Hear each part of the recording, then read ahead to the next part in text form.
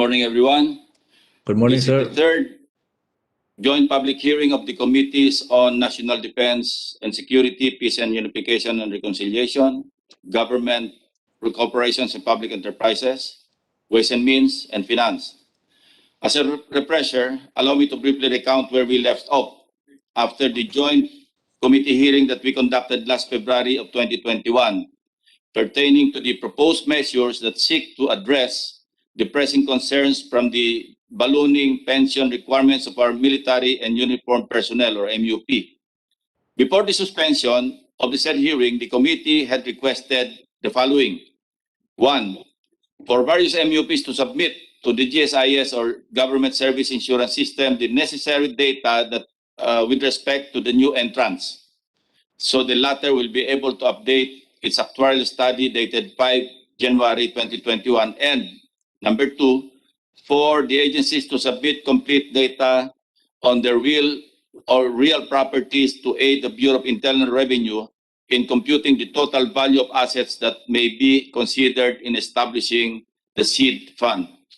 This committee has been informed that to date, the GSIS is yet to update its actuarial study due to either incomplete or delayed submission of some agencies.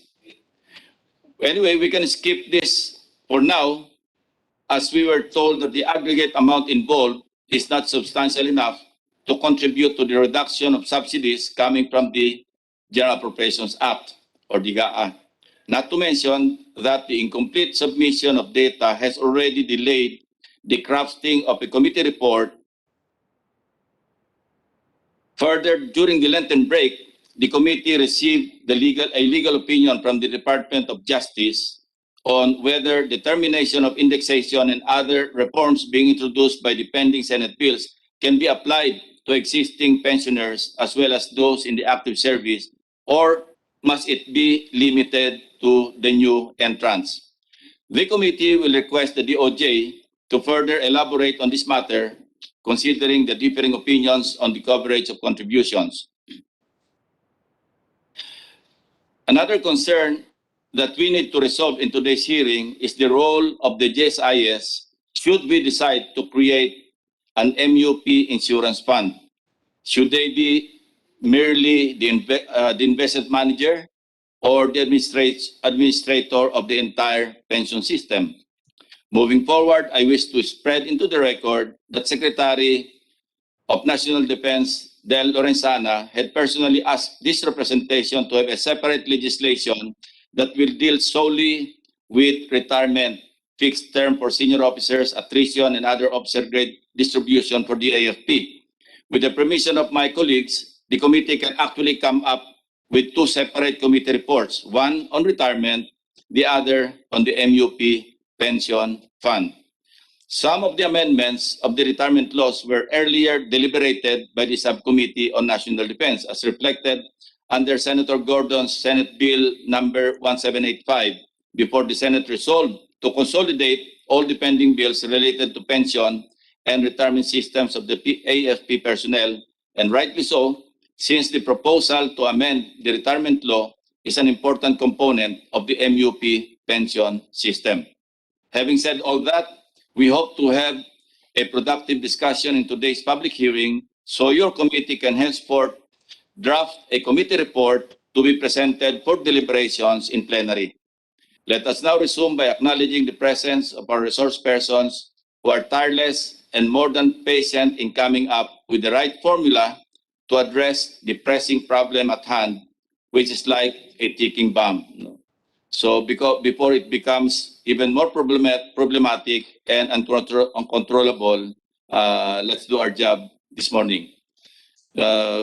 Before I acknowledge the presence of our resource persons, physically and virtually, I'd like to acknowledge the physical presence of the Knowledge Senate President, Senator Tito Soto III, and attending also online or virtually is Senator Amy Marcos. Welcome, ma'am. Are you there?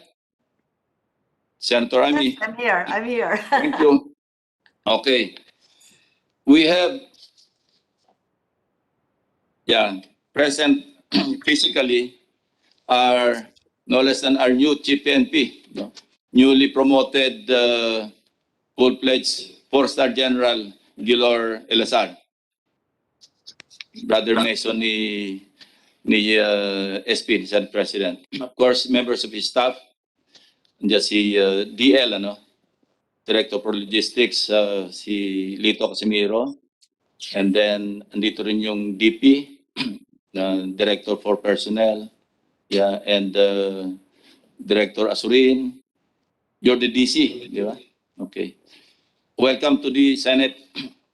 Also present virtually are, as I mentioned earlier, Secretary Delphine Lorenzana. Welcome, sir. Together with Lieutenant Colonel Juancho Rigor, the from the Office of the Undersecretary for Civil, Veterans and Reserve Affairs, Assistant Secretary Anglito De Leon, Undersecretary Cardoso Luna, Ding Luna, and Yusek Arnel Duco. Secretary Ed Año, represented by Assistant Secretary Manuel Felix and Assistant Secretary Esther Aldana. Secretary of Justice Maynard Guevara, represented by Attorney Annalise Manito and Attorney Norilisa Manlangit. The DOF, Department of Finance, represented by the Deputy Treasurer of the Philippines, Eduardo Marino, and Mr. J.C. Sebastian. The Chief of Staff of the Armed Forces of the Philippines, represented by Brigadier General Reno Tolentino and Major General Adriano Perez Jr.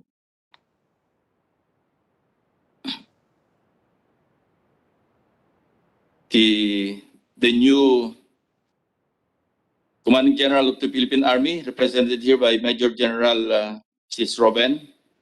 Raven Tolentino.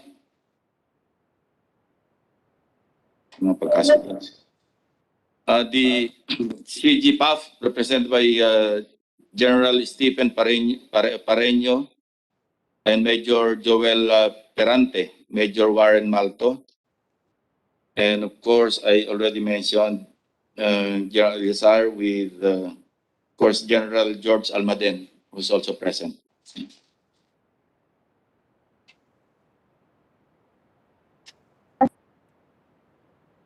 The Bureau of Jail Management and Penology, represented by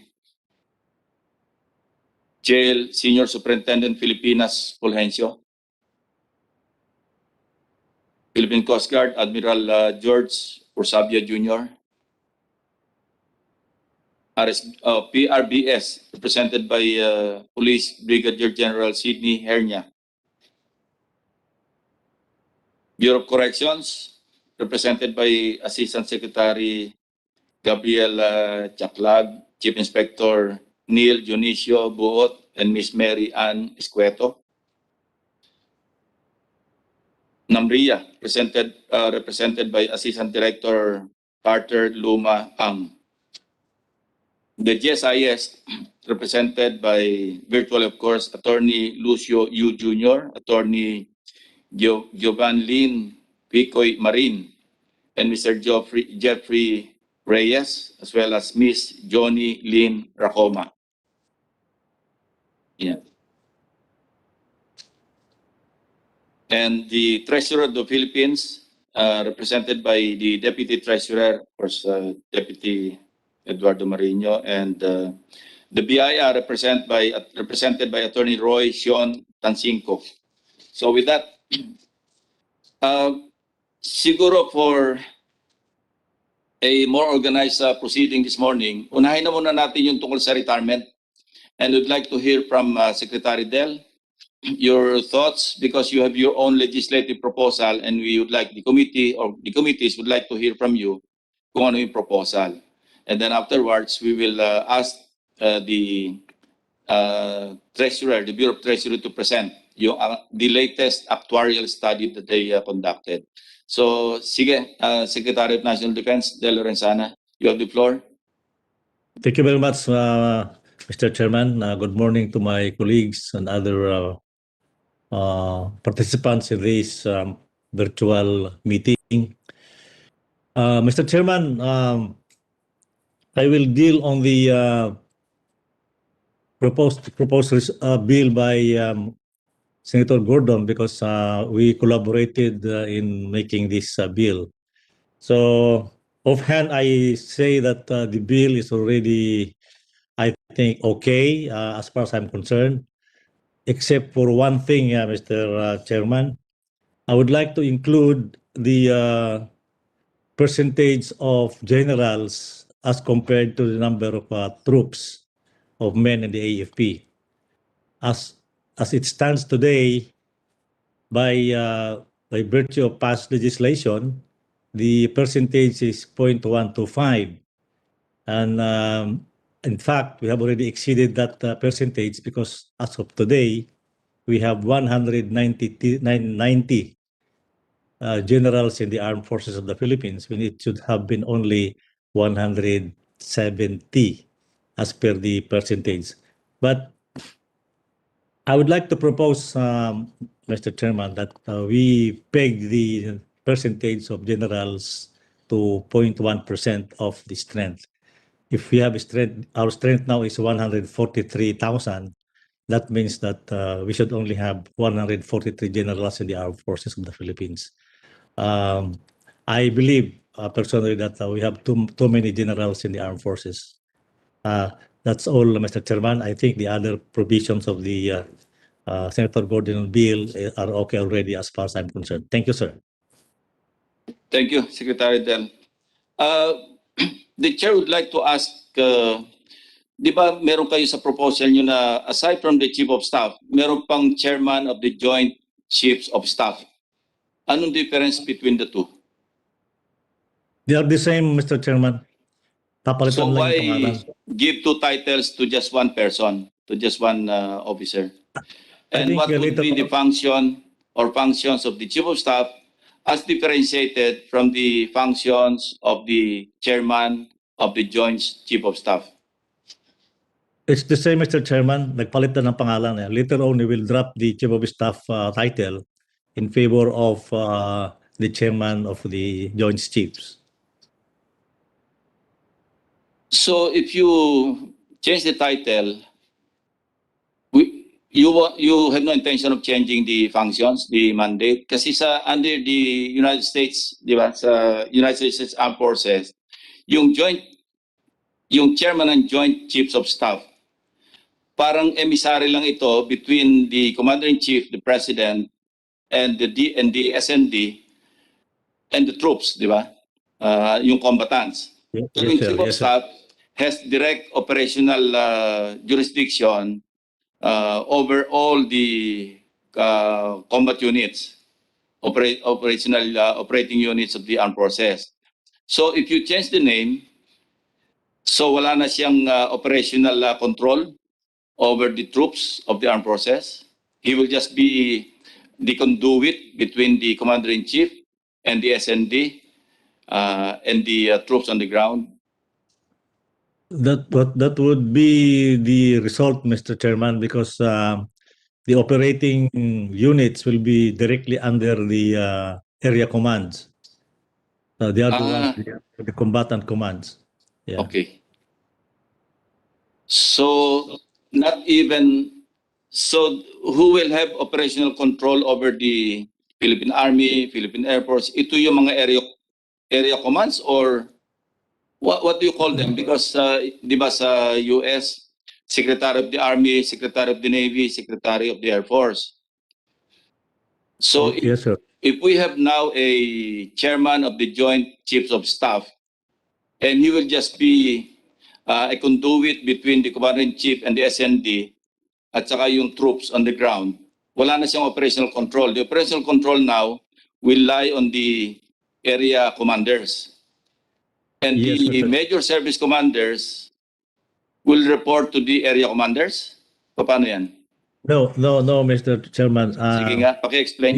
The services, Army, Navy, Air Force, will be, their chief function is to organize, train, and equip troops for operations. They are not actually involved in operations. Even now, although the name of the title of the Army is Commanding General of the Philippine Army, he has no operational control. Actually, it is given to the area commands, and the area commands directs the division and the brigades. That's why at the area command level, nandun na yung Navy, nandun yung Air Force component, saka yung Army. The Army chief only goes there as a supervisor, supervising the troops and looking after their welfare, the personnel, the equipment, and all those things. I think that will be still the job of the commanding general of the Philippine Army. Now, if we change the title of the chief of staff to chairman, then we will also follow. If we follow the American model, the chief of the Army of the USA is not commanding general of the US Army, but the chief of staff of the US Army, chief of staff of the Air Force, and I don't know how the chief of operations of the Navy. We are going to finalize this, Mr. Chairman, if we change the name. But I've been asking them before why change the name. We are doing very well here. But anyway, if the name is changed, that would be the command relationship between the chairman of the chairman of the Joint Chief and the subordinate units, Mr. Chairman.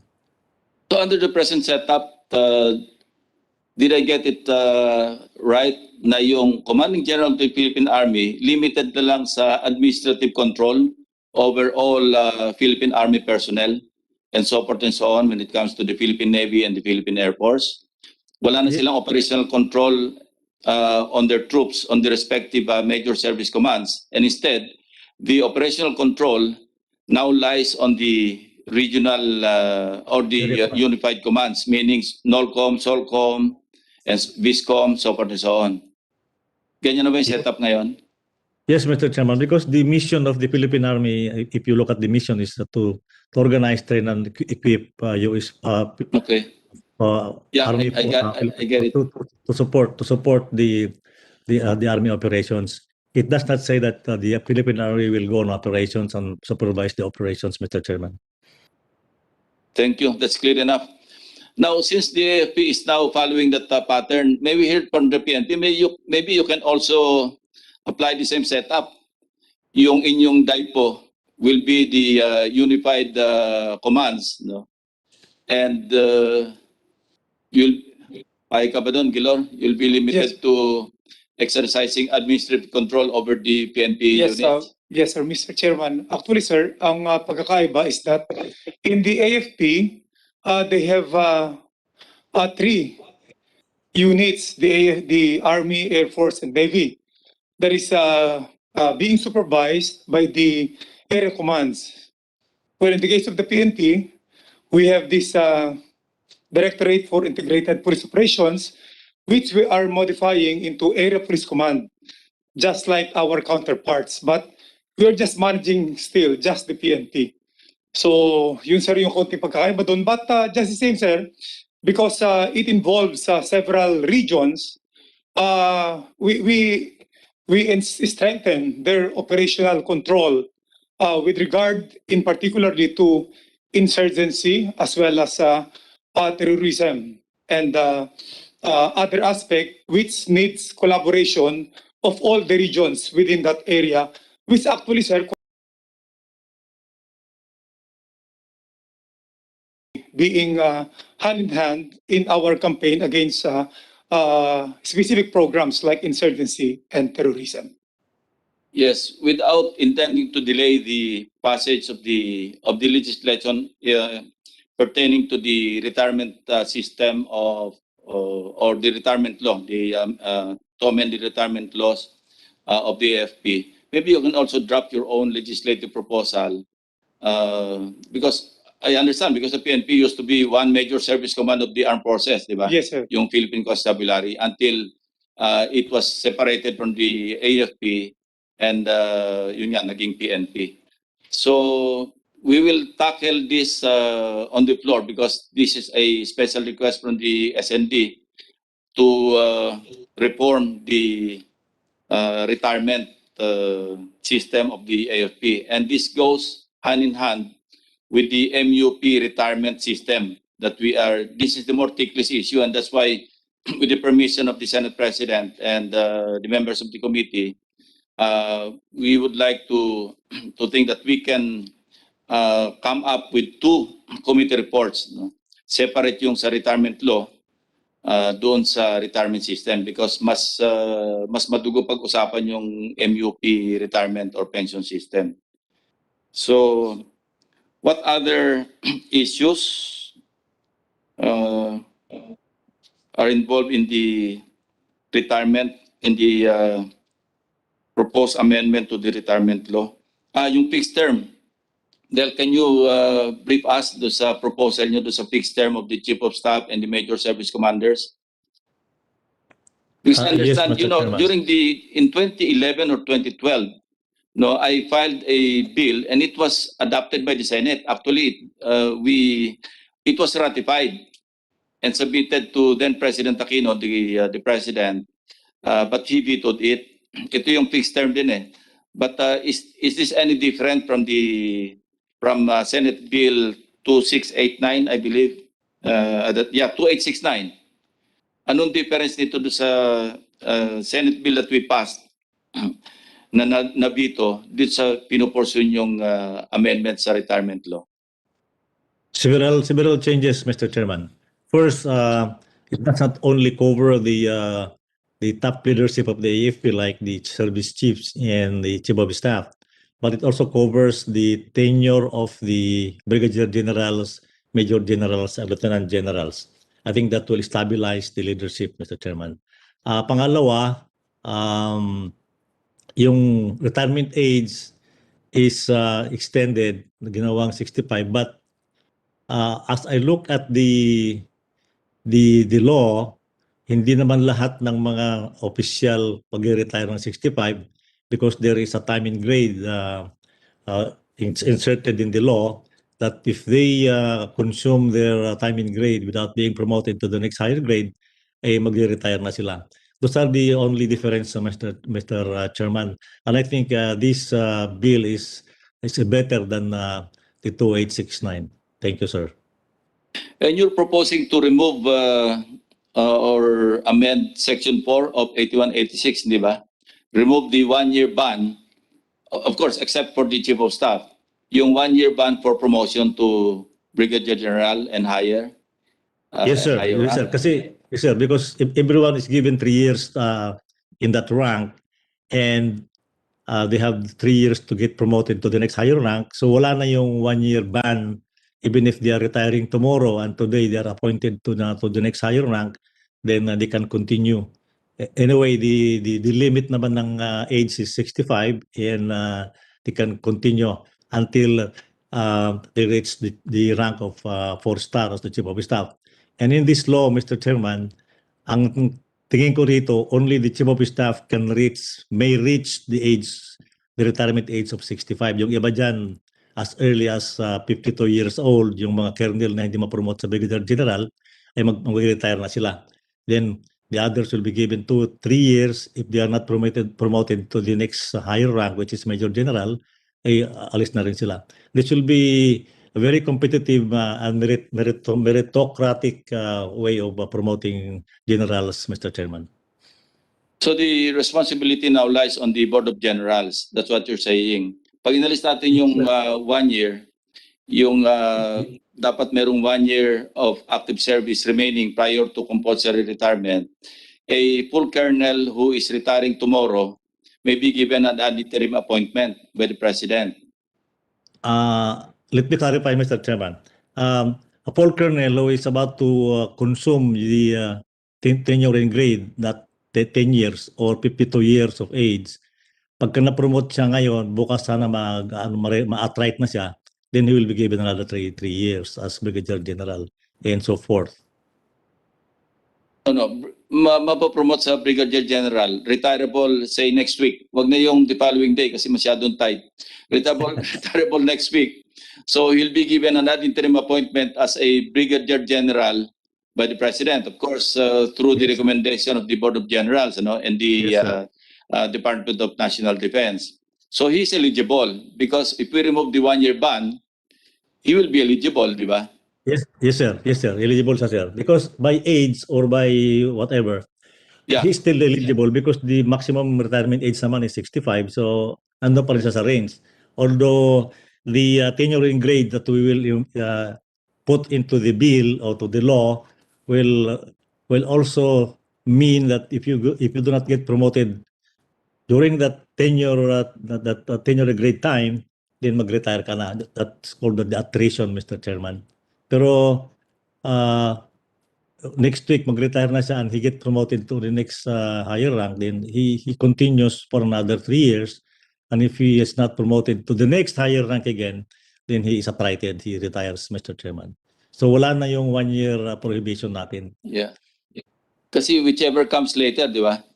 Yes, sir. Yung either meron pa yung 30 years in the service or 60 years old ba or lahat ba 65? Ay, ang understanding ko, Chief of Staff lang yung 65 years old. Uh, All other star rank officers, 60. Okay, yes, Mr. Chairman, I stand corrected. Yeah. Chief of Staff only. But the way I look at it, I'm trying to figure out the retirement, this retirement law, Mr. Chairman, is hindi lahat makakarating ng 60 years old eh. Dahil along the way, mayroon tayong timing grade na kailangan ituparin natin na if you do not get promoted to the next higher rank after consuming your timing grade, then mag-retire ka na. Ang tingin ko dyan, ang makakarating lang sa 60 years old or 65 are the mga 3 stars, yung mga 3 stars at saka yung 4 star. The 2 stars, they would be retiring earlier than 60 years old, Mr. Chairman. Now, how do we go about the transition period? Because we cannot implement it outright, ano? Na immediately naging 60 years old na yung retirement. So, ang habang mark time yan, ang mga nasa... Hindi, the proposal, Mr. Chairman, is this law will affect only, will once this law is passed, maapektuhan yung bagong pasok, yung papasok after this, yung ma-appoint, doon na mag-start yon. Okay, so may transition. May transition, Mr. Hindi Chairman. applicable sa lahat. Okay. So, now, can we, how about the armed forces? The one representing the Chief of Staff? What's your, give us your thoughts on this.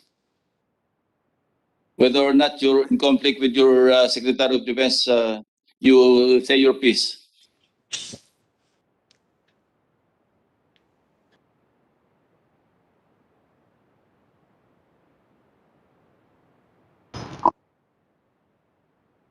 Good morning, Mr. Chairman, sir. This is Lieutenant Gerald Erickson Gloria, the Vice Chief of Staff, representing the Chief of Staff, AFP, sir. Go ahead.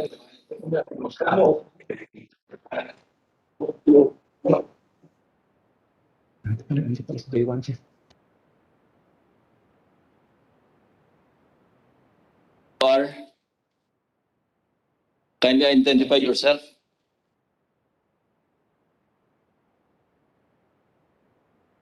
Yeah, who is talking on behalf of the Chief of Staff? You're on mute.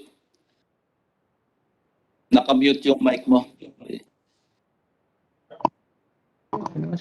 Mali yung caption. I don't think you are Yusek Ding Luna.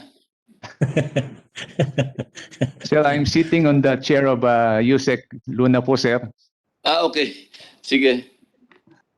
And you're representing the Chief of Staff. Yeah, the camera cannot reach me, sir, so I have to sit on the chair of Yusek Sige, Luna. go ahead. Go ahead. Yes, sir.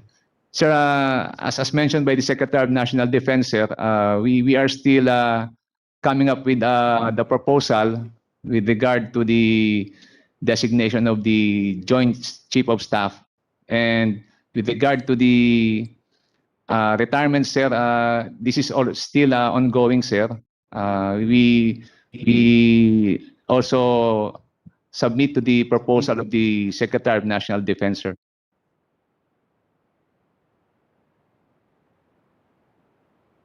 So, Del, Paano sir. confirmed up na yung position ninyo ng Defense Department doon sa retirement at saka sa fixed term? As embodied Yes, sir. in the bill filed by Senator Gordon, yung Yes, sir. 1785 ba yan? We have already, Sabi we have ng already- AFP, ngayon pa lang sila magsasabit sa DND. Ano sir, yung ano lang, yung functions ng Chief of Staff at saka yung Joint Chief, yun ang yung sinasabi sir ni General Gloria, hindi yung buo. I think that's the only thing that is contentious now. Kung ano yung ilalagay nilang functions ng Chairman of the Joint Chief. All others is okay naman, Mr. Chairman. Kasi, I'm hoping na next week, I'll be ready to present this before my colleagues sa plenary. And paano kami mag-draft ngayon ng committee report if hindi pa kumpleto yung legislative proposal ninyo? Because we already received the copy of your legislative proposal, but according to Eric, hindi pa rin natapos yung submission nila sa Defense, Department of National Defense, on some other aspects of the bill. Tama ba yun, Eric? Sir, I was referring to the one mentioned by the Secretary of National Defense, sir, with regard to the specific functions of the Joint Chief of Staff, sir. But with regard to the retirement, sir, we already finalized that one, sir, and we already submit as presented by the Secretary of National Defense, sir. So how fast can you submit yung functions ng Chairman ng Joint Chiefs of Staff and the others?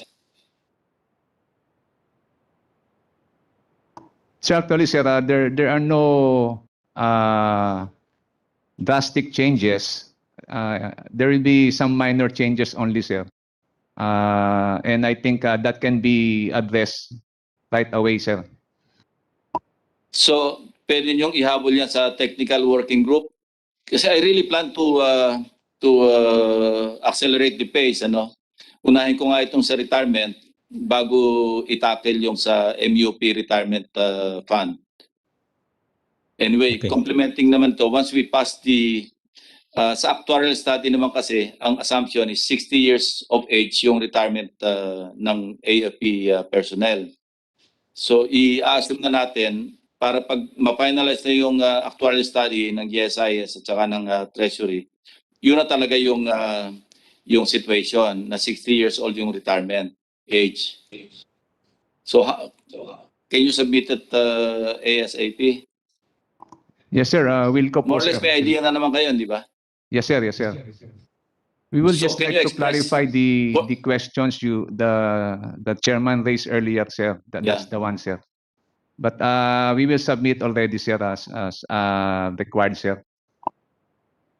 And you are re-echoing the statement made by the Secretary of National Defense. More or less ganun na yon.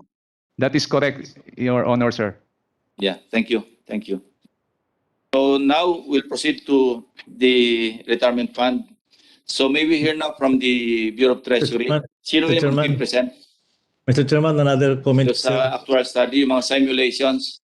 And we also would like to hear the opinion of the AFP and the Defense Establishment, Defense Department, doon sa presentation na gagawin ng Treasury.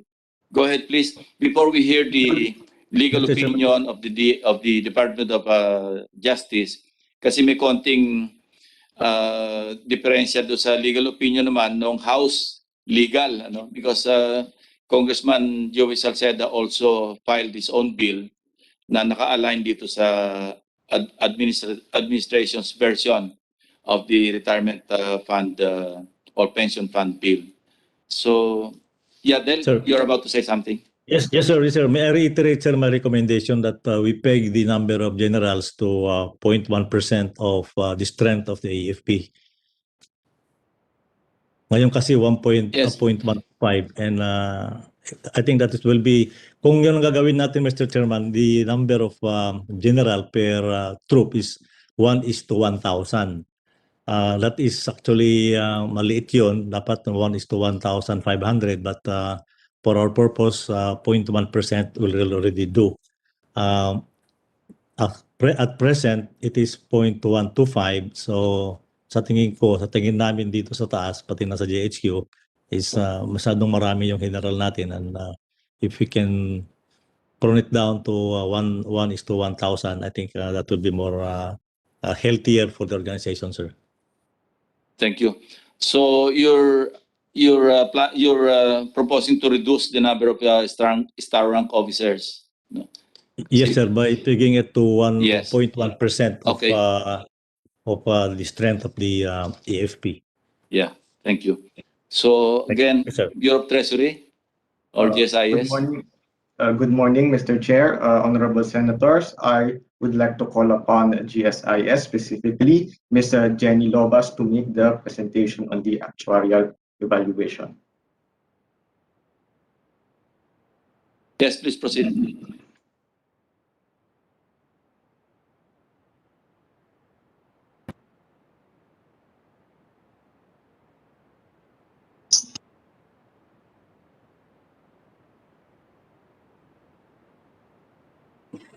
Good morning.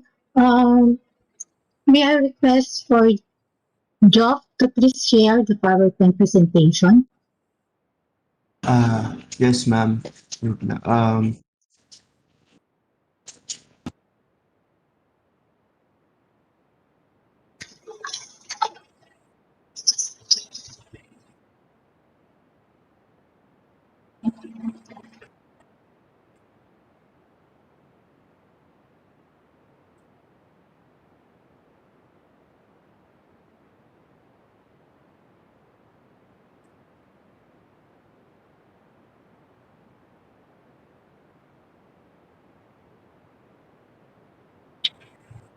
Teka, So, nakamute yata. Wala here's- lumalabas na sound. Sige, go ahead.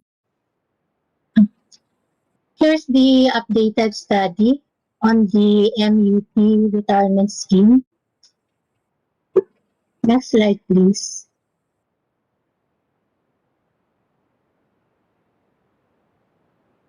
So, based on the status quo, this is based on the existing retirement scheme of the MUP.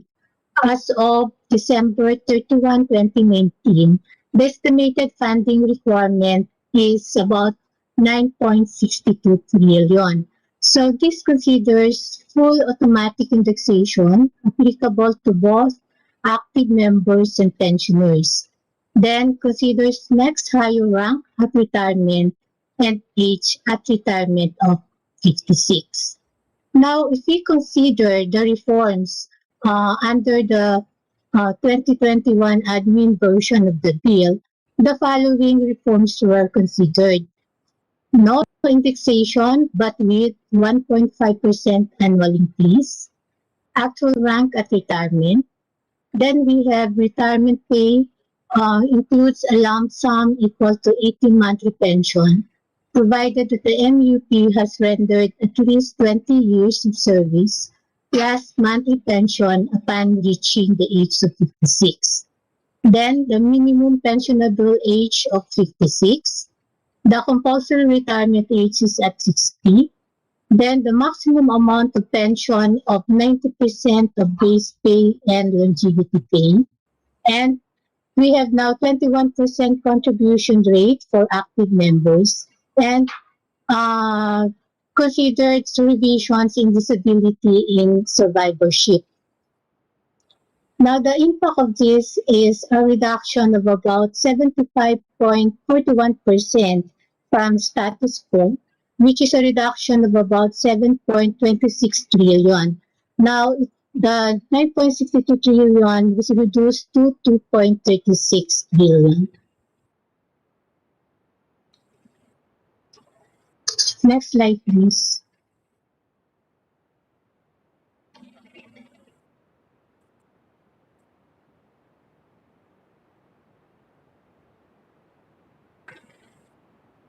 Next slide, please. Ma'am, wait. It's hand. I'm sorry.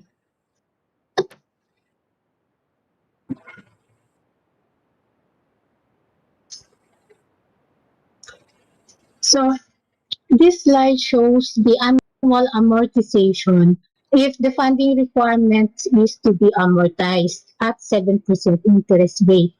So the the version, the 2021 version of the bill, if we consider 20-year term, the annual amortization is estimated at 208.6 billion. So per status quo, this is about 848 billion. So nandito din po yung if the amortization is for 25 years, 30, 35, and 40 years.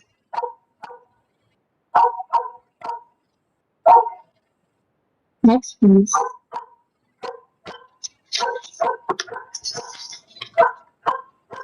So this slide shows the annual projected claims based on the existing retirement scheme of the MUP. This is based on a closed group and data based on year-end 2019.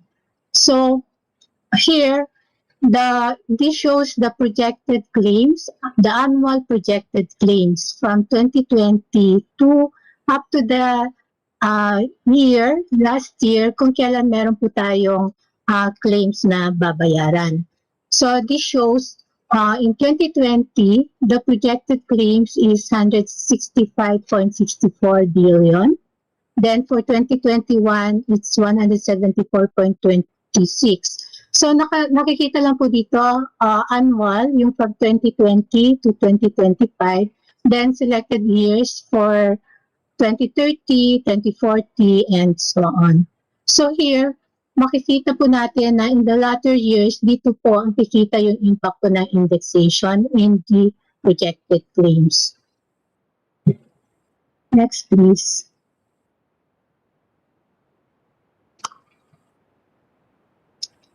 So here in this slide naman po is the annual projected claims considering the various reforms mentioned earlier.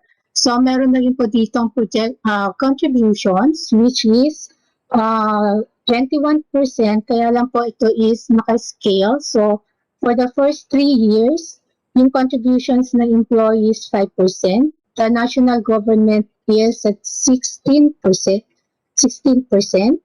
Then for the next 3 years, contribution of the employee 7%. For the national government is 14%, and thereafter 9% for the employee, and the national government share is 12%. So if we consider the reforms, the projected claims for 2020 was reduced to 139.91. So the unfunded claims, let's say for year 2020, which is the difference of the projected claims and the projected contributions, is about 99.74 billion. So ito po yung unfunded claims for the year. So itong last column, this shows po yung unfunded claims for the year na hindi po napupunuan ng contributions.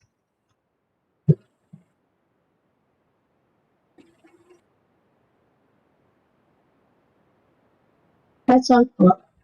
Thank you. Thank you. Before we recognize once again General Char for the presentation of PNP, maybe we can discuss very briefly. No? Ang tanong natin sa mga MUP, any violent reaction? PNP, number one, yung automatic indexation will be removed. PNP, what's your reaction? Also, from the AFP, we want to hear your opinion, your views. Wala na yung automatic indexation. Meaning, nakapeg ka na. Gilor, Yes, sir. pag-retire mo sa November, at yung naka-index ka doon sa salary scale by November, hanggang sa mamatay ka na, yun na yung pension. Yes, sir. Okay? So, sige. Yes, sir. Sir, we subscribe to that that proposal. So because being considered here, it is not only the welfare of the uniformed personnel and the retirees, but of course the capability or capacity of the government to provide funds for this one. So actually sir, napag-usapan namin yon, and then our comment, wala sir kaming opposition on that. It's good. That's good to hear. That's just one, huh? So, MUPs will be retired at current rank. Hindi ka apektado kaya hindi kita tatanungin. Sinakasmutan tatanungin ko rito. Hindi naman kasama yung PNP sa one rank higher sa pension? Or kasama rin kayo? Kasama. We are included sir. So I won't ask you because 4-star ka na eh. si Lito. And then si General Hinanay and then the others. What's your opinion on this? Sir, it's the survival of the economy and the government, sir. We will abide with it, sir. Okay, thank you. And you're speaking on behalf of the majority of the PNP personnel here. Yes, sir. Yeah. Kasi dito, ang attitude is tulong-tulong. Kasi sabi ko nga kanina, di ba, it's like a ticking bomb that could explode anytime na wala na talaga i-sustain because walang pagkukunan. So everybody should contribute our share for that matter. So, ganun din yung iba ha. Wala na objection. Okay? Ito, importante, especially sa PNP kasi wala kayong amendment sa retirement law. Yung compulsory retirement age, di ba dati pagdating ng 20 years in the service, entitled ka na. Now, the reform that is being introduced here is it's no longer applicable. Pwede ka lang mag-avail ng pension once you reach the age of 56. So mababawasan ito yung kukuha tayo ng lump sum na 3 years. Di ba after 3 years, tatanggapin na natin yung monthly. Maski 20 years nasa serbisyo ka, magre-retire ka, ganun pa rin yun. But in this case, in this proposal, maghihintay kang dumating ka ng 56 years old bago mo makuha yung iyong monthly. Wala pa ring objection? Go ahead. Yes sir. Sir, actually sir, when I reviewed, We would also like to hear from the other MUPs, yung Yes, sir. BJMP, Bucor, Namria, Coast Guard, and so forth and so on. Sige, Gilo. Mr. Chair, yes sir. Mr. Chairman, actually sir, when I reviewed the stat of the PNP submitted before, they are proposing to retain that provision that when you reach the 20 years in the service, you can have the optional retirement with that with that compensation. But well, that is just a proposal, but we subscribe to the better judgment of this committee as well as for the concern of the country. Sorry, I was referring to the pensionable age pala. Yung ibang item, yung compulsory retirement age na from 56, i-increase natin hanggang sa 60. Pero hindi pa kayo ready na mag-submit ng legislative proposal do sa pagpalit din ng retirement law sa PNP. Yes, Mr. Kasi Chair. MUP, applicable sa MUP ito eh. Ngayon sa AFP, kung maging from 56 to 60 na or 65 in the case of Chief of Staff, pag hindi kayo susunod dito, may iwanan kayo sa 56 years old, di ba, na retirement age. So I think you should also consider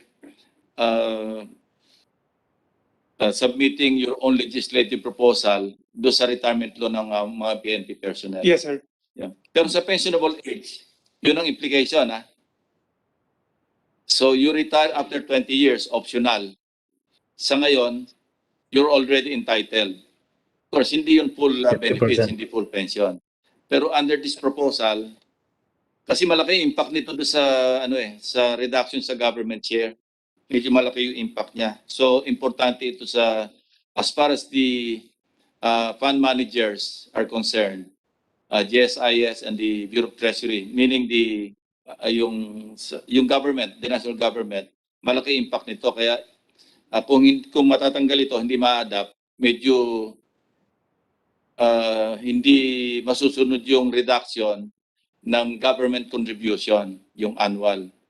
So you talk it among yourselves if we will subscribe to this proposal, yung pensionable age Ito nakalagay, MUP is entitled to pension as long as they have 20 years of active service. Yun ang current, di ba? Yes, sir. But yung sa version ngayon, yun nga, 56 years old.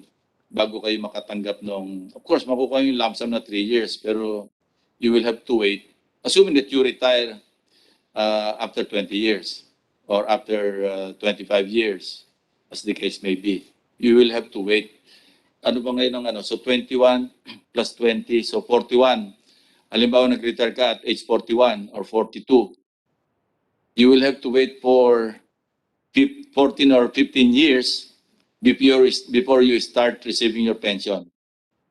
Tama ba yung understanding ko, Bureau of Treasury? That's the interpretation, di po ba? That's to be clear. Yes, Mr. Chair. Ayun, tama raw. So, AFP, dapat tanungin dito yung mga middle grade eh. Kasi ito mga kaharap natin, kung hindi retired, pa-retired na rin, hindi masyado apektado. So, but I think you can speak on behalf of the majority of your men, di ba? Eric, what do you say? Yes, sir. Your Yes, Honor, sir. sir. Sir, the AFP also subscribes to the proposal, provided, sir, that it will be applied to new entrants, sir. That is the sentiments of the majority po, sir. Not upon the effectivity of the law, but it will be applicable only to new entrants. Yeah, That is Bureau of correct, Treasury, Your Honor, sir. what say you? Anong Come impact again, sir. nito kung i-apply lang sa new entrants? Sir, upon effectivity, it will apply only to those newly commissioned and enlisted, sir, personnel. So that's your proposal actually. Tama yung sa AFP na mag-apply lang sa new entrants, not those already in the active service. Is that Yes, sir. correct? That is correct, sir. So ang impact nito, hindi agad maramdaman ito. Yes, sir. But the members of the armed forces already at present will be contributing already, sir. Ibang scheme naman yon. Ibang ano yon. Doon yung sa papasok sa mandatory contributions. Di ba? Yes, sir. Yes, sir. Ang pag-usapan pa lang natin. So you're amenable to the counter proposal na it should apply only to new entrants, not those already in active service. Yes, sir. Yes, sir. All right. So next item, sige. Settle na tayo doon. It will only apply, yung pensionable age will only apply to new entrants.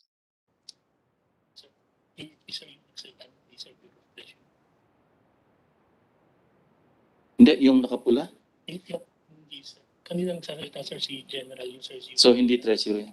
Yeah, may we hear from the Bureau of Treasury yung counter proposal ng ano ng men in uniform.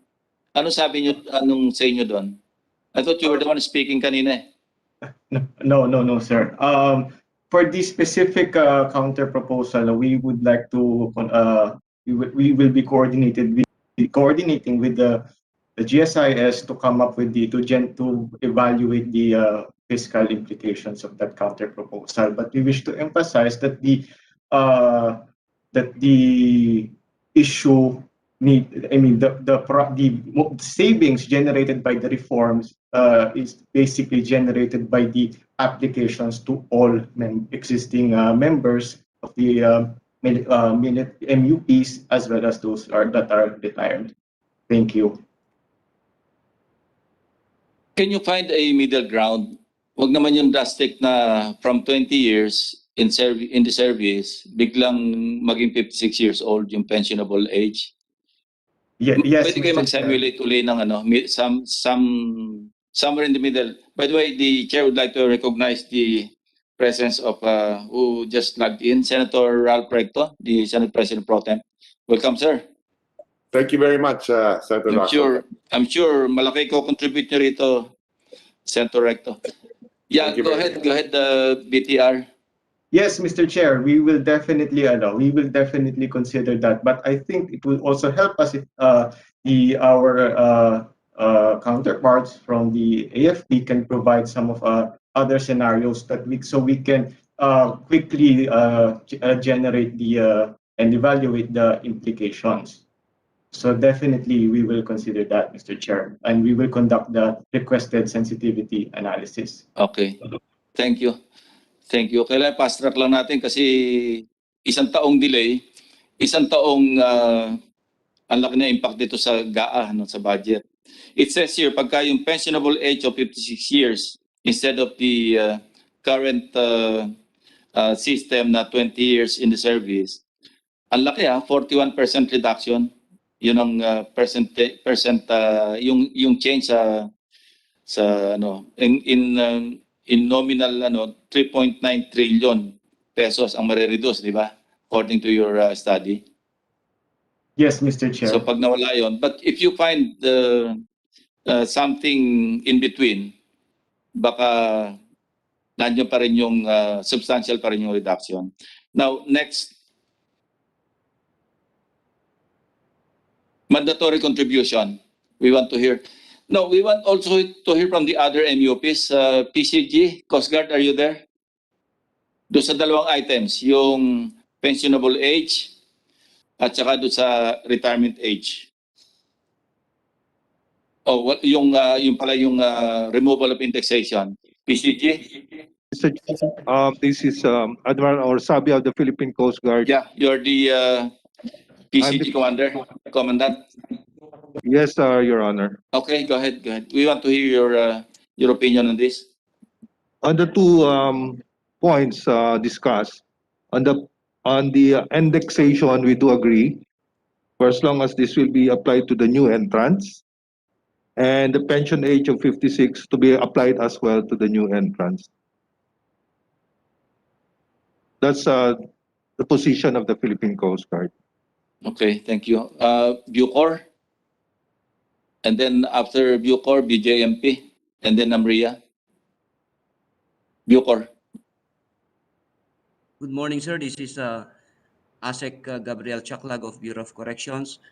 Likewise, sir, the position of Bucor is we are supporting the stand of the DND, the Philippine Coast Guard, and the other agencies, sir.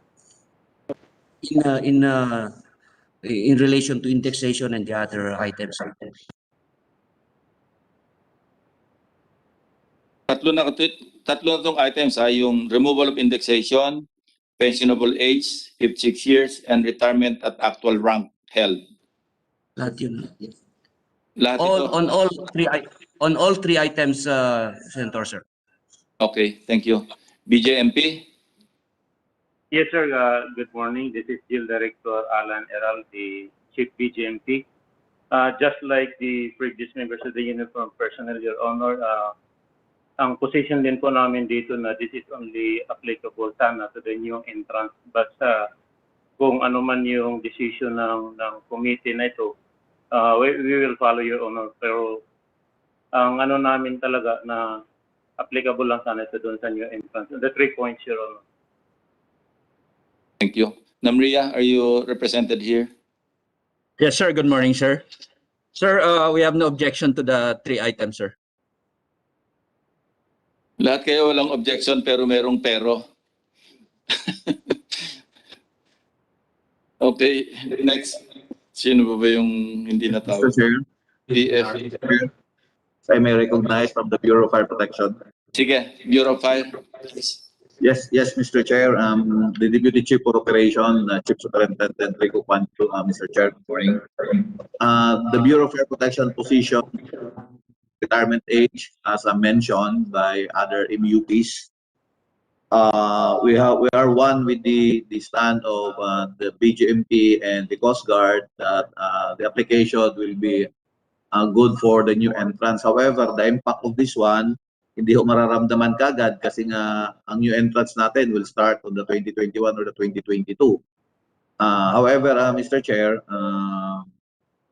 malaki din po yung tulong nito sa mga retirees natin considering that they're rendering already 20 years in service tapos makakatanggap pa sila at the age of 56. So medyo late na rin po masyado ang pension. The nature of the job of the Bureau of Fire, Mr. Chair, like other MUPs, is very hazardous, inhaling toxic gases. So sa amin po, sana ma-enjoy na kagad ng mga retirees na nasa active service na ngayon. On the other issue, Mr. Chair, about indexation, we are with you in the removal of the indexation. However, hindi ho yung kung ano ho yung natatanggap namin sa retirement namin ay yun na lang din ang matatanggap namin. Hopefully, Mr. Chair, with the inflations of the prices, sana po magkaroon ng certain percent na maiwan, no, para maibigay po doon. Instead of the full amount of the indexation, the BFP proposes for a 25% doon sa indexation po, Mr. Chair. Kasi po, pagdating po ng panahon, baka po yung natatanggap namin na retirement benefit on the latest rank ay kulang na rin po sa pagtaas po ng presyo ng ating mga bilihin. Yun lang po, Mr. Chair. Maraming salamat. Halos lahat kayo, no objection, pero nag-object din. Yes, General Tolentino from the Philippine Army, please. Yes, sir. Just a comment, sir, regarding the pensionable age of 56 years old. Because yung aming pong recruitment ng mga tropa is also based on the vacancy doon sa ating authorized troops strength. So kung ganun po yung gagawin na maghihintay pa ng 56 years old bago ma-pension, let's say 45 years old siya, after 11 years of pension, we will end up with our soldiers maximizing yung kanilang service until 56 years old.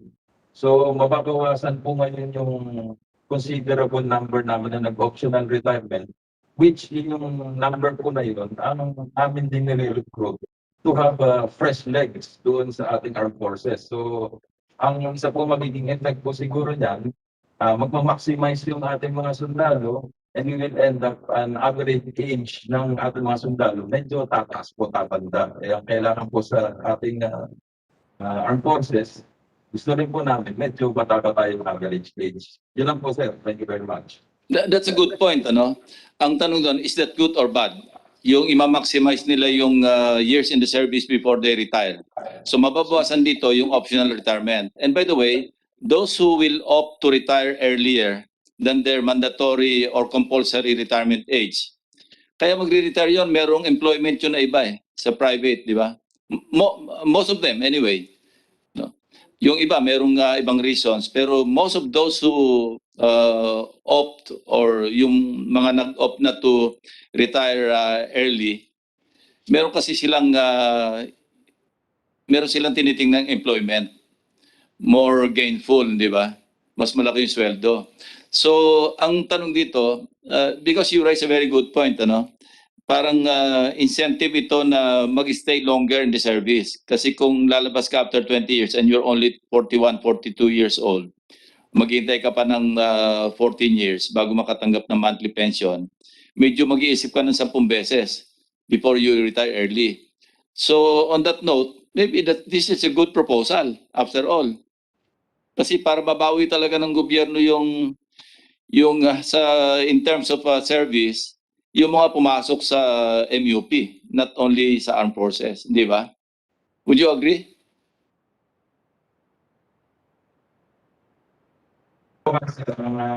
Sabi ko po kanina, yung average age ng ating mga tropa medyo tataas. Yung iba po, sir, nagre-retire, pinafactor in din nila talaga yung sir, yung kanilang matatanggap na pension plus yung mga trabaho dun sa kanilang mga probinsya kung saan sir. Not everybody naman, sir, can have a considerable or high salary outside. So rin po, sir, yan po yung mapag-aralan po sa sir, kasi ang mangyayari po talaga dyan is mababawasan yung aming mga optional retirement. Tataas po yung average age. Medyo matatanda po yung ating ma-build na doon sa ating mga frontlines. Thank you, sir. Correct. At saka yung iba, they will strive to perform better para hindi ma-attrite. Kasi one cause of leaving the service early or earlier than the mandatory retirement age is attrition. So the members of the uniformed services maging mas competitive di ba? If you look at this proposal sa positive side, di ba ganun ang magiging implication? There'll be better competition among para ugma right earlier than before reaching the age of 56, di ba? So PNP.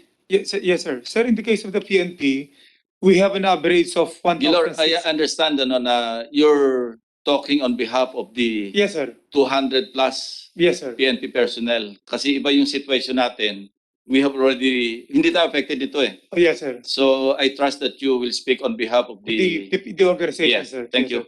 sir. Sir, in the PNP, we have an average yearly personnel who are retiring optional with optional 1,600. Yearly, sir, yun yung average natin 1,600. And just like what you have said earlier, this particular provision will discourage them to retire, which will be better for the PNP, considering din na yung sir mga skills natin, experience, ay mariretain sir natin sa kanila. So yun sir naging na-experience natin problema because upon reaching that 20 years in the service, marami sir sa kanila nag-retire. And most of them have already gained that skill needed by the organization. So it will discourage. And in effect, tingin ko sir makakatulong sa amin ito. Correct. That's a good point that we are discussing right now. So now I urge the other uniform services to also look at your retirement, the present retirement law, especially yung sa age, compulsory age of retirement, para maihabol natin. Anyway, there's no rush because may mga succeeding actuarial studies pang gagawin ng GSIS and the Bureau of Treasury because of the inputs that we gathered this morning.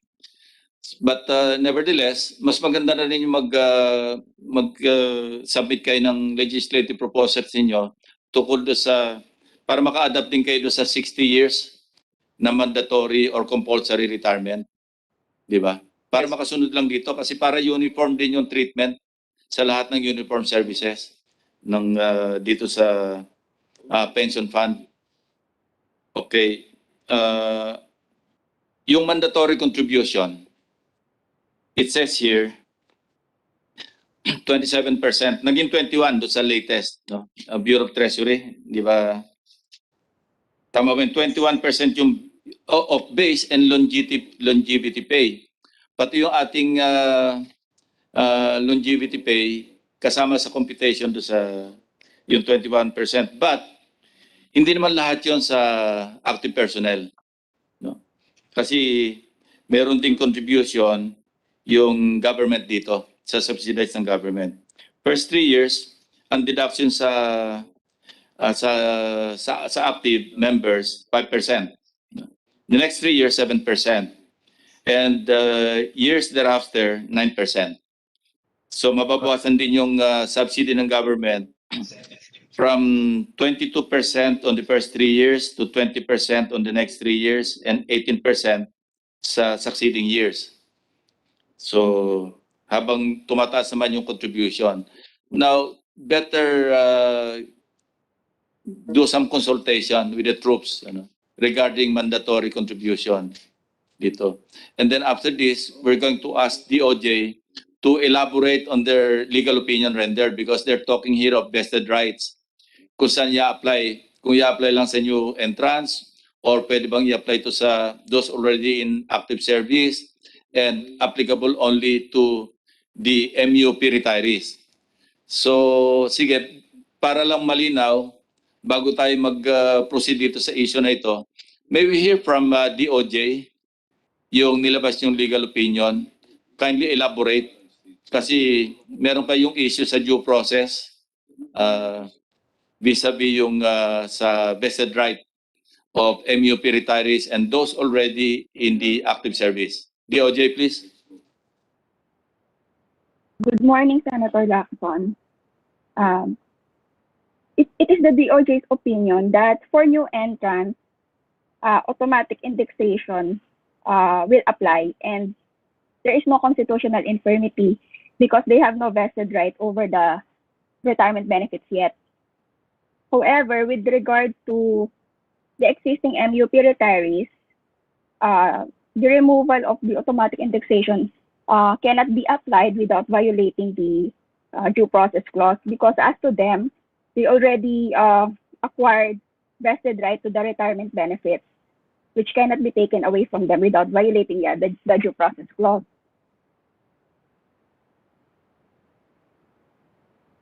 Sorry, pakiulit, hindi masyadong narinig yung ano. With regard po dun sa existing MUP retirees, the automatic the removal or the termination of automatic indexation cannot be applied to them because they already acquired vested right to the retirement benefits.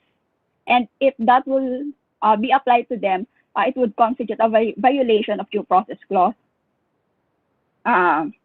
However, with regard to the MUP who are still in the active service, the proposed termination of automatic indexation may apply as to them because those who are still in the active service do not yet acquire vested right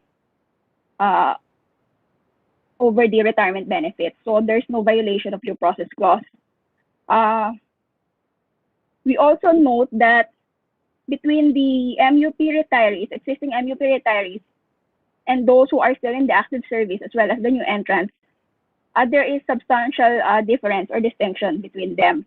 So that is the reason why we said that the automatic indexation, termination of automatic indexation cannot be applied to the existing retirees, but only to those who are still in the active service and the new entrants.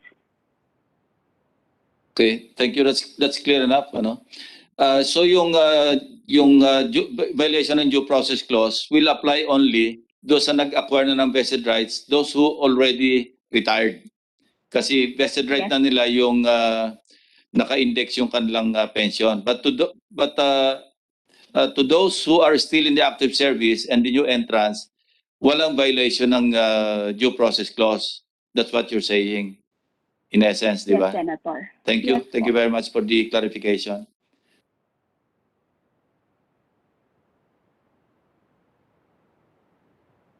Now, sorry, we just would like to clarify, no, yung percent change sa inyong presentation.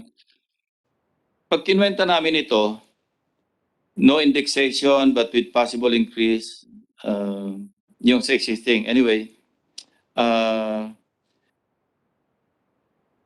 those removal of indexation, 64% reduction, translated into 6.2 trillion reduction. Mandatory contribution, 5% reduction. That's 0.4 trillion or 400 billion. Pensionable age of 56 years, ang change, ang net change, 3.9 trillion, translated into 41% reduction. Retirement at actual rank, 600 billion or 0.6 trillion, 6% reduction. Compulsory retirement age of 60, 0.1 trillion, meaning 100 billion or 1% increase. Nung kinuwenta namin, mahigit sa 100%. Paki-reconcile lang ito. Kasi sabi nyo, 75% reduction. Pero pagka 64 plus 41, that's already 101. Yes, Mr. Chair. Paki-clarify. Yes, Mr. Chair. I would like to call on GSIS to explain the technical issues regarding the scenarios being contemplated here and how there is potential intersection among them. Yes, there is an intersection, so it's not additive. The scenarios are not additive, so meron siyang intersection. So the 75% is the combined effect of these proposed scenarios. Thank you. Kasi hinahabol natin 9.62 trillion. Tama po ba yan? 9.6 trillion, di ba? That is correct, Mr. Chair. Pag in-apply natin lahat ito, lalampas tayo ng 9.6 kasi 6.2 plus 3.9, ano na yun eh? 10.1 na eh. Tapos meron pang 0.4, 0.6, 0.1. So, hindi naman sinasuggest na lahat ito i-apply. Pipili lang ng combination to come up with 7.2 trillion reduction? Yun ba yung point dito? Yan po kasi yung impact is if we consider the reforms, if we consider the reforms one at a time po yan, yung impact. So we run the scenarios as combined. So meron po siyang mga tawag doon, yun nga po, yung intersections ng impact for each of these scenarios. So hindi po siya additive. Hindi ko pa rin makuha. Senator Recto, pakitulong nga. Ikaw ang magaling dito sa numero. Senator Ralph? Thank you, Mr. Chairman. I'm sorry, Mr. Chairman, but I was not able to follow all of the discussion since this Andito morning. sa board. Andiyan Yes. sa screen, kung makita mo yung screen, Yes. Senator Ralph. Yes. Different scenarios, combination of scenarios. Pag tinotal natin yung no indexation, meaning removal of indexation, ang amount change is 6.2 trillion. Pagka in-apply pa rin yung mandatory contribution, which is at 21%, 0.4 trillion. Pensionable age of 56 years. Bago makatanggap ng pension, dapat umabot ng 56 years old. 3.9. So between removal of indexation and pensionable age of 56 years, ang basa ko nasa 10.1 na, lampas na ng 9.62. And I cannot reconcile bakit itong mga proposals will still amount to something like 7.2 trillion reduction only. Instead of when you add it all up, lalampas yan ng 10 trillion. Yes, let me, it's the first time I see this, so let me review. But can I ask just one or two questions in relation to this, to the Bureau of Treasury? Go ahead. Or to the, yes, thank you very much, Mr. Chairman. What are we contemplating here? Are we contemplating a defined benefit package or a mutual fund? Did the Bureau of Treasury consider that? Because all of that will affect these numbers. Yes, I think the existing, if I may, Mr. Chair, it's defined the benefits. That is why there is an existing unfunded liabilities here. Yes. Senator, thank you. Have you seen, the world is moving toward a mutual fund rather than a defined benefit, di ba? Okay? In most jurisdictions, okay? I think our amendments to the SSS Charter, the additional contributions now go to a mutual fund and not only a defined benefit. So you have a mixed system today in SSS. If you had a mutual fund, would there still be an unfunded liability? In theory, Senator, if it's completely implemented properly, then there should not be, because your benefit, so to speak, is tied to the performance of the mutual fund. Correct. And therefore, if it were a mutual fund, there is no unfunded liability. Okay? Now, the principle of what you put in, the more you put in, the more you get back in return, is in a mutual fund. Is that correct? Yes, because of course, depending on the rates of return, but yes, absolute values, yes.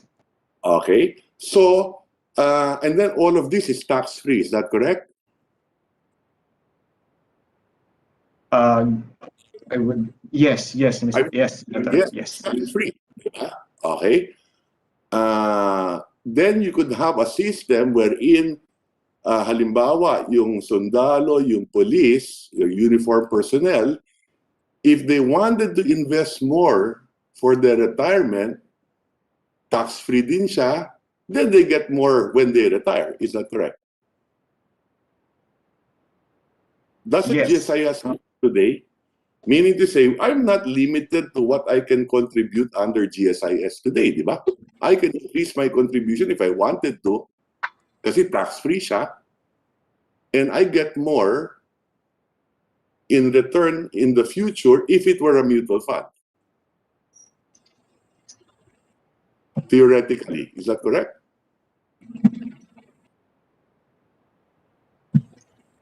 And that's why I'm saying that, so this, what you're presenting now is a defined benefit. Is that correct? Defined Yes. benefit. Yes. Diba? And yes, Meaning Senator. to say one last point. Huh? If I contribute, let's say you're talking about 21% contribution. Okay? Now, the higher your salary, the more you contribute, it's possible the less you get back in return. If it's a defined benefit plan, di ba?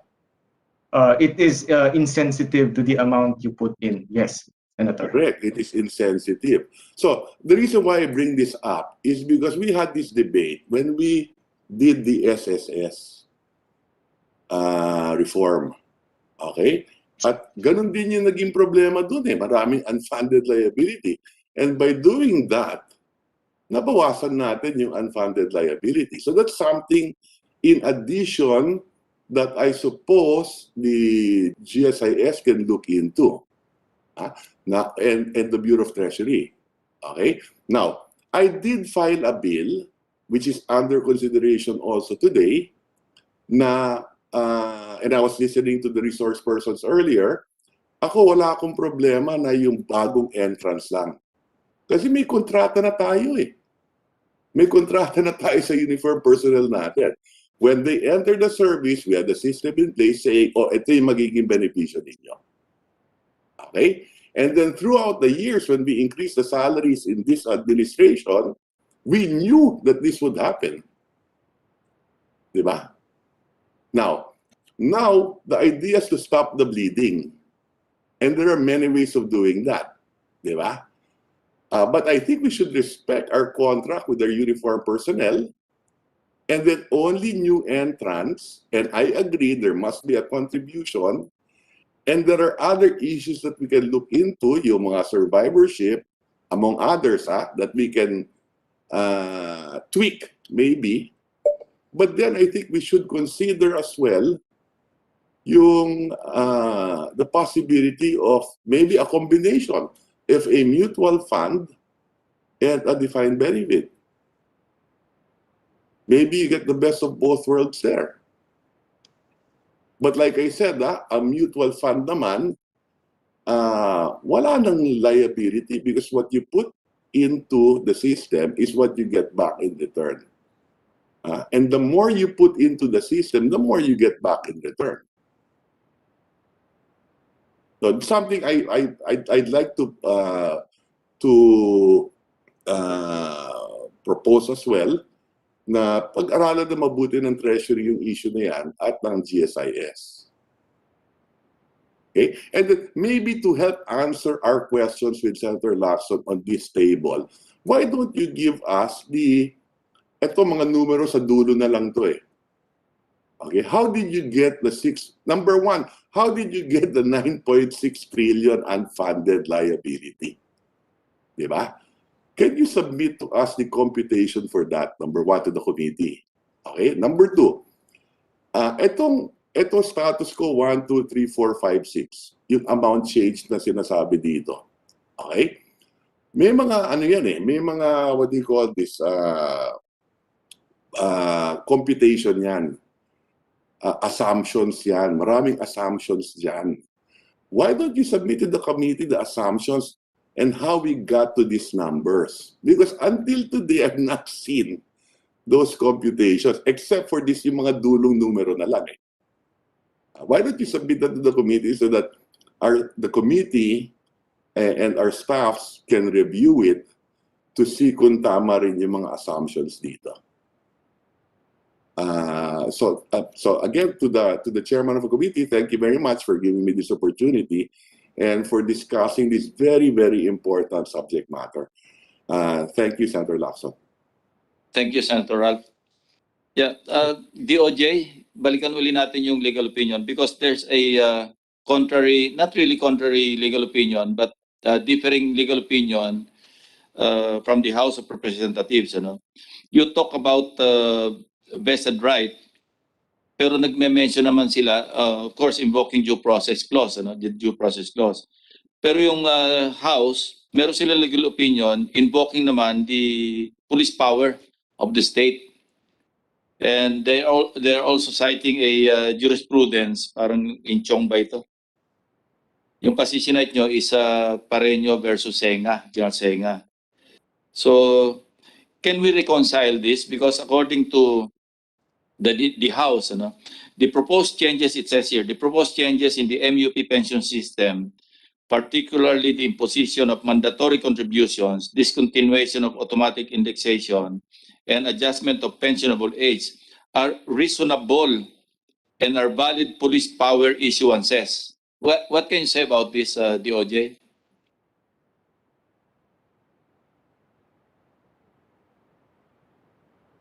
Good morning, Senator Lacson. Yes, please. Yes, we do agree that it's a valid exercise of police power, but it is our opinion that the right to due process clause of the existing MUP retirees, we're talking about the existing MUP retirees, should also be respected, sir, because they already met the eligibility requirements for the retirement. So if we will take the automatic indexation as to them, it would also cause a diminution on the benefits that they already received. Did you express your legal opinion before the congressman? Tumawag na ba sila ng hearing dito? The same measure? Not yet po. Oh, not yet. So maybe you can discuss the DOJ's opinion with the committee in the House so we can reconcile this. Mr. Chair, if I may, just a few points of clarification to DOJ. Yes, please. Yes, we want to clarify that what the discontinuance of the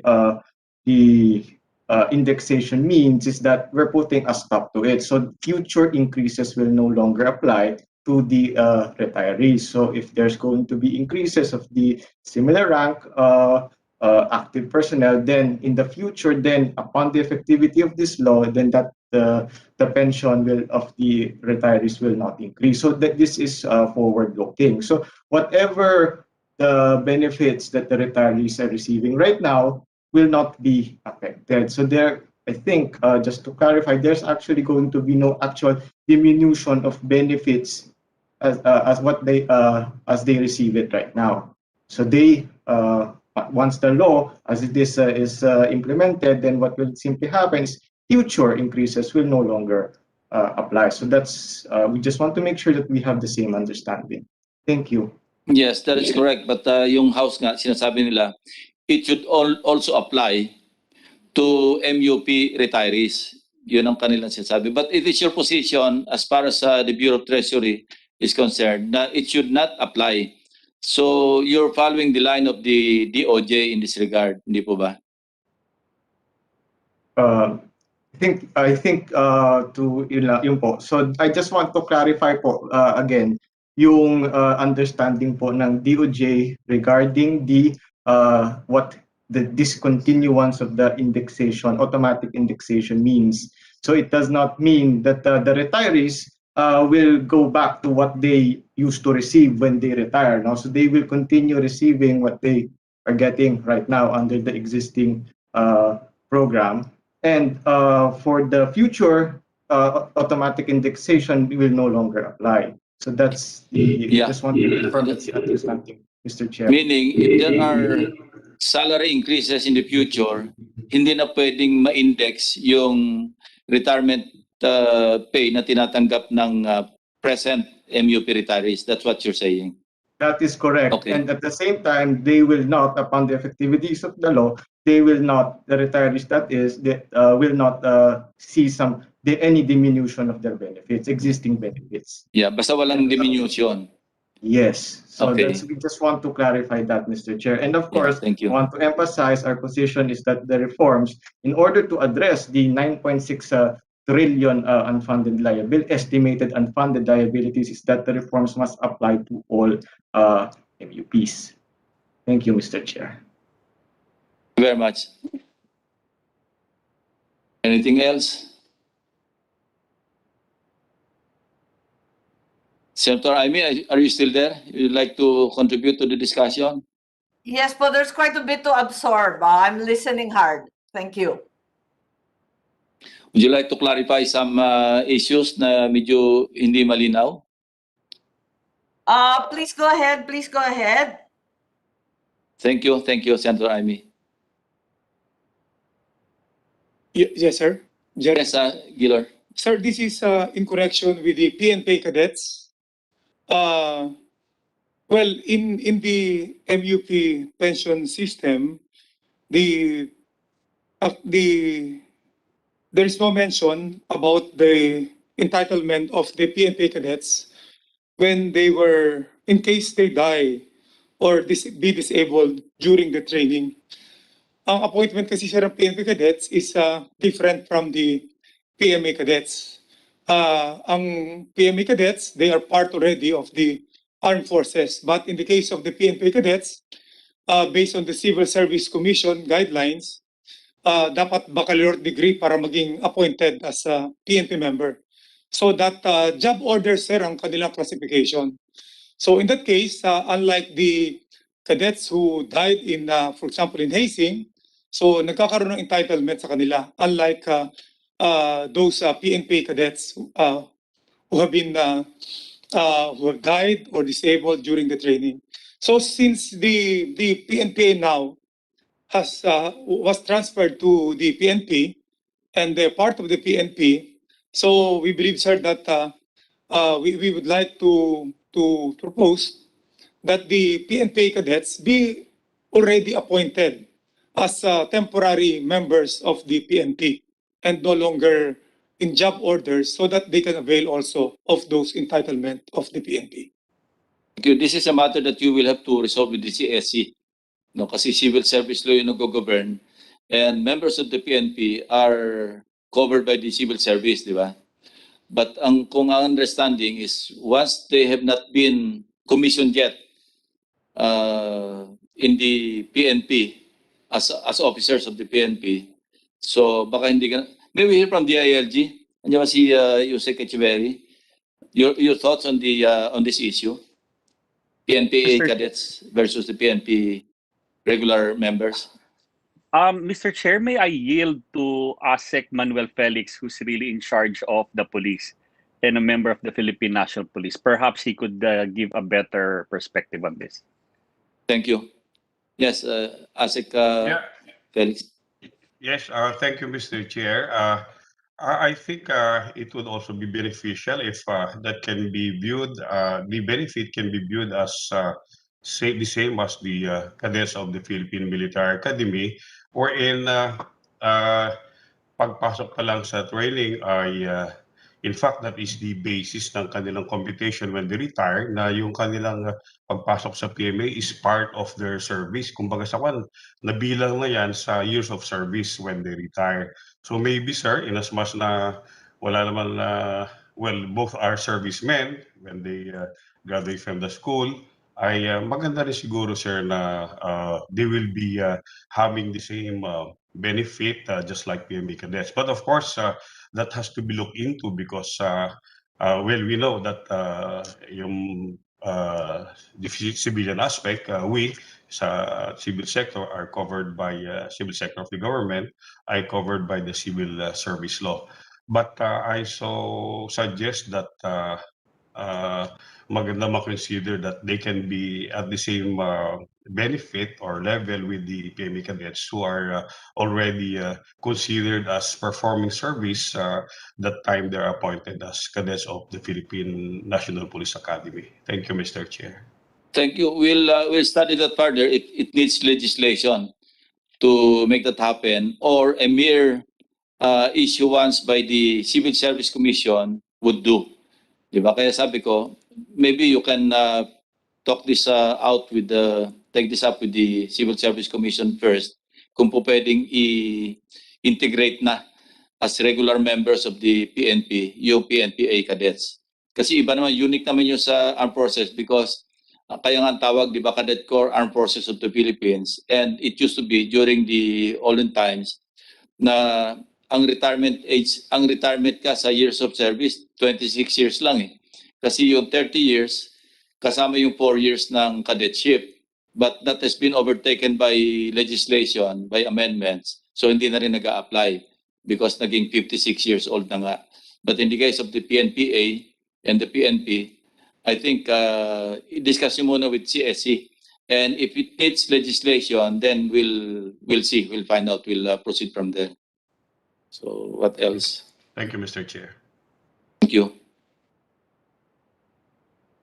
Mr. Chair, if I may, for the questions earlier, so we shall provide, we will be coordinating with you and your the Senate staff of you and of course the senators regarding the details of the study of GSIS and to also explain the aforementioned intersections of the scenarios because the way to look at that table, Mr. Chair, is that if we just look at, let's say, no indexation, then we can generate 6.2 trillion already of a reduction in the unfunded liabilities. But the thing is, once we've implemented that, it's already the savings is we have 6.2 trillion already. And if we implement the other reforms, no, I mean, it will no longer apply. So, for example, we have already generated the savings. So, if you will give us the opportunity at a later date with your staff, we will send the explanation. Thank you, Mr. Chair.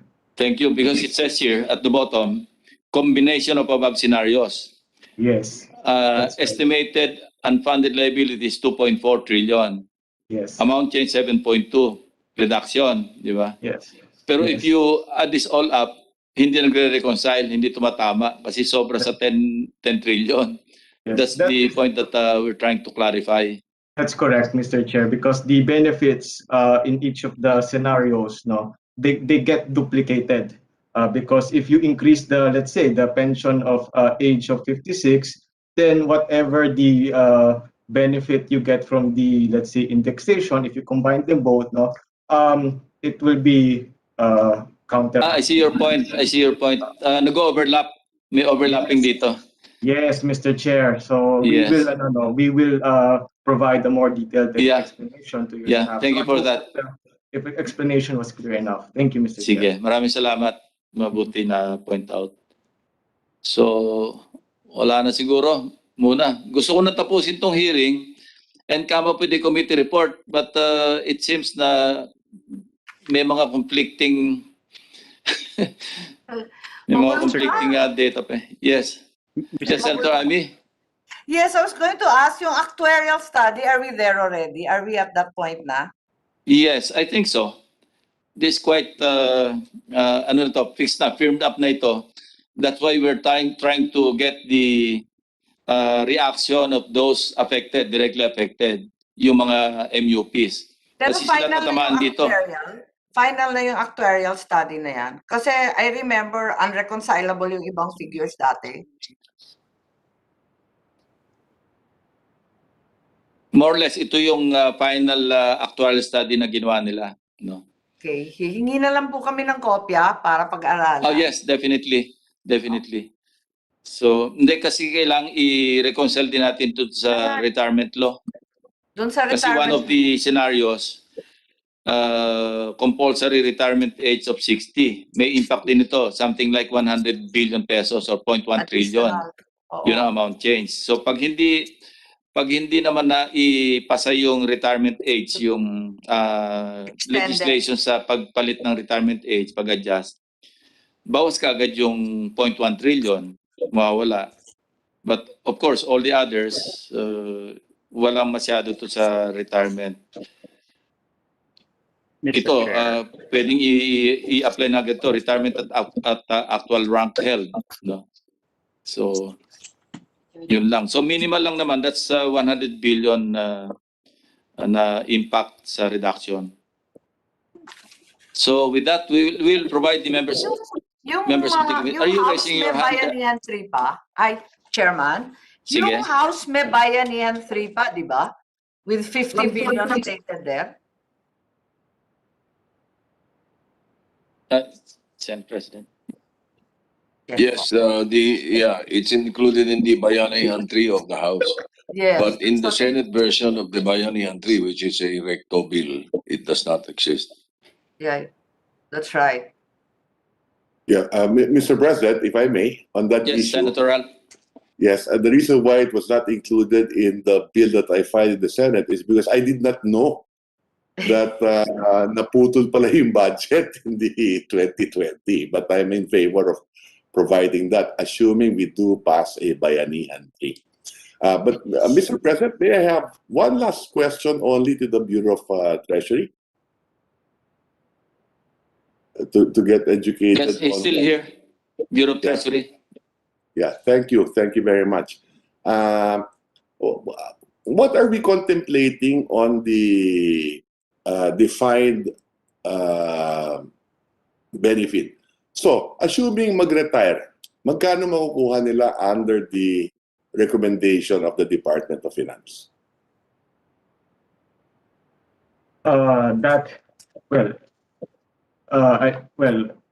It's a bit of complicated. So it will be 2.5% per month, Mr. Chair, Senator, and the maximum of 90%. Sorry, 2.5% per year. Ang alin? What is 2.5% a year?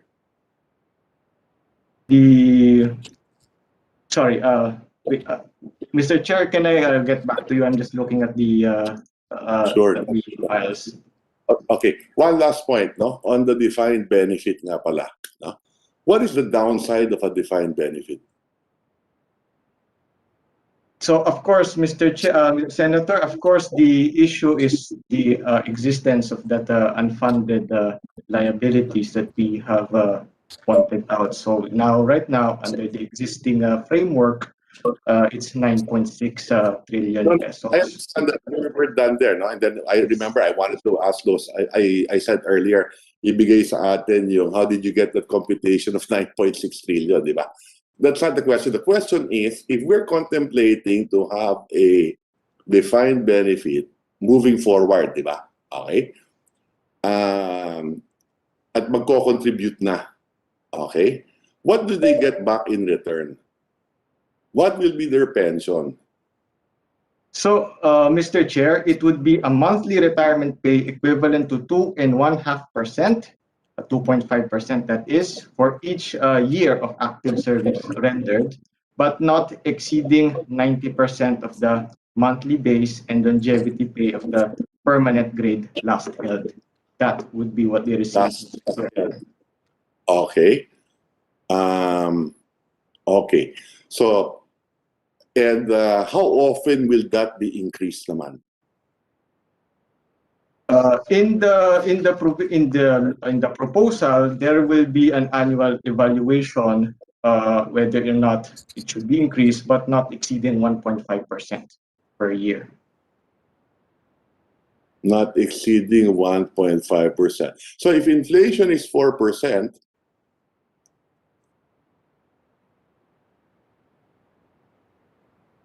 which is our average inflation,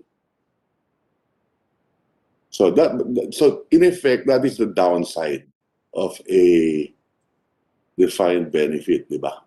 Yes, absolutely, sir. Okay. Whereas if you do something like a mutual fund, Halimbawa, like in the US, yung 401k. Kung like Pag-ibig. Pag-ibig is a mutual fund, is that correct? Yes, yes, Senator, that is correct. Okay. So if it's invested properly, then the pensioner benefits more. Definitely. Definitely. Okay, so I leave it at that at the moment. Maybe for future study, and like I said, maybe that's something that the DOF, the Bureau of Treasury, the GSIS can look into. Right. Senator, if I may, just for the completeness of the picture, so the proposal here actually contemplates the creation of an MUP trust fund. So Yes. definitely it has that component of mutual fund that you are referring to. And it will, if managed properly, as you rightly pointed out, it will definitely increase or multiply the contributions that our MUP members put into the system. So, and of course, hopefully, if it's also performing properly, the earnings of the trust fund can defray the defined benefit cost imposed in the law. So yes, Mr. Chair, that would be part of the structure. That's right. That's right. So maybe, like I said, a combination. Because right now in SSS, it is a combination. Now, the Pag-ibig is entirely a mutual fund. GSIS defined benefit din, di ba? Yes. At ito naman, isa-separate natin to. It's a trust fund. So parang Fund B. Only for uniform personnel, di ba? Okay? Correct. So thank you, Ed. I appreciate your response to the questions, and thank you for the work that you've done on this issue as well. So again, to our chairman, maraming salamat for this opportunity. Thank you. Thank you, Senator Ralph. So we will suspend this hearing once more without prejudice to drafting already a committee report, at least on the aspect of the retirement. Yes, Undersecretary, you're raising your Mr. hand. Chairman, sir, this is Vice Chief of Staff. Mr. Chair. Yes, thank you, Mr. Chair. The DILG created a unified stand. When I say DILG, the uniformed personnel that belongs to the DILG family, namely the Philippine National Police, BJMP, and Bureau of Fire, for which, Mr. Chair, we sent this proposal to the Philippine Legislative Liaison, a Presidential Legislative Liaison, for which we also made a meeting, created a meeting together with other uniformed personnel, with DND, Armed Forces, Philippine Coast Guard, and the rest. And we tried to come up with a matrix of what we agree on, specific provisions.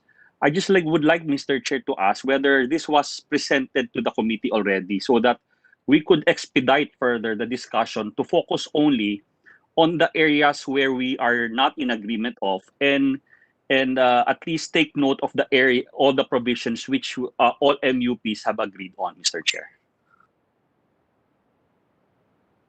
Yes, there was a presentation made, but it only concerns new entrants. Yun yung parang more or less doon kayo nag-agree. But now, as we heard the resource persons from the AFP and the DILG family, as well as we haven't heard from the UNAMRIA, no, but Philippine Coast Guard, mukhang merong change of heart na instead of applying everything to new entrants, naisip nila yung enormity of the problem. So they are more or less stepping backwards to accommodate. Kasi there's no other choice eh. Kasi basta napunta tayo sa hindi na kayang sustentuhan ng national government, ng GAA, talaga bangkarote tayo lahat dito because we're talking here of 9.6 trillion pesos. Mabuti nga, medyo lumayo na ngayon yung active service against pension. Dati yung PS, halos nag 50-50 na, and this is the concern raised so many times, particularly ni Senator Drilon. So yun ang naipresent sa committee na common position, consolidated position ng MUPs. As you mentioned, yung DILG family and the other uniform services. But We that will has changed now. Yeah, we will yield, Mr. Chair. Yeah, okay. Thank you. So, as I mentioned earlier, sige, suspend muna natin, but let's see if we can come up already with a committee report so we can discuss this already in plenary. So, I would urge the PNP, BFP, BJMP, and Philippine Coast Guard for that matter, magsabit na rin kayo ng position nyo regarding the mandatory retirement age para maihabol natin kasi kasama ito din sa pension fund eh. Unless, pag hindi natin consider yon, lalaki pa rin yung funding requirement, yung liability. So, with that, Sir, Vice Chairman, Vice Chief of something Staff, more to sir. say? SND? Klaro na? You're Sir, on Vice mute? Chief of Staff, sir. Sorry? Sir, this is yeah. the Vice Chief of Staff, sir. Yeah, Vice Chief of Staff. Yeah, sige, Eric. Sir, may I just go back to the first part of the discussion regarding the renaming of the Chief of Staff as the Chairman of Joint Chief of Staff, sir? Sir, with that, sir, we are withdrawing our recommendation for the renaming of the Chief of Staff. So we will retain the title of the Chief of Staff as it is, sir. Okay, that's better para wala nang complication. Anyway, pareho naman 4 stars yan. And Yes, sir. then, sige. How Thank you, about sir. yung DND? What's your reaction? Yes, sir. Mr. Okay Chairman, in fact, Retain na lang natin yung Chief of Staff. Yes, sir. That was my recommendation to the AFP a while ago. Okay. Huwag na nating baguhin kasi confuse lang tayo. Yeah, Yes, sir. but the setup is the same, remains the same. Yung area commands will be the yung operational control over the ground troops, and the Yes, sir. major service commanders will only exercise administrative control. Tama yun, di ba? Yes, sir. Yes, sir. Yes, It's sir. better that way Yes, sir. kasi yung area commands, they cover practically the 3 major service commands naman eh, in that particular area, in their respective Sir. areas. Di ba? So, okay. Yes, sir. I have a good idea on how to approach this issue. So we'll just await the submission of the other uniform services. Kung hindi, we can treat the AFP retirement law separately. Thank you. And this hearing is suspended. Thank you very much. Salamat. Ako, hindi pa yata maisasalang.